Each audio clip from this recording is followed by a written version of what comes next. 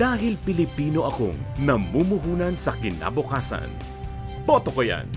Sa dami ng kandidato at partido ngayong halalan, alam niyo ba kung ilan ang iboboto? Heto ang mga numerong dapat nating tandaan. 12.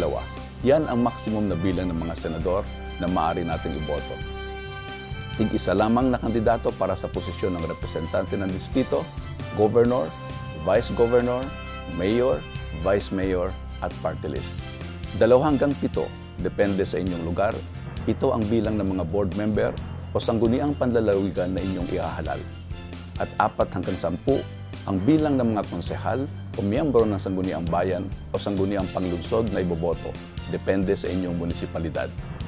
Doon po naman sa amin sa ARM, ang bawat botante ay pipili ng isang gobernador, isang vice-gobernador at 3 regional assemblymen para bumuo ng 24-man Legislative Assembly. Tandaan lang, sa pagboto, pwedeng kulang, huwag lang sobrang bilang. Ako po si Secretary Mejor Sadain ng National Commission of Muslim Filipinos para sa boto ko yan. At aabangan ko yan sa hatol ng bayan. Matalinong pagboto, malinis na halalan.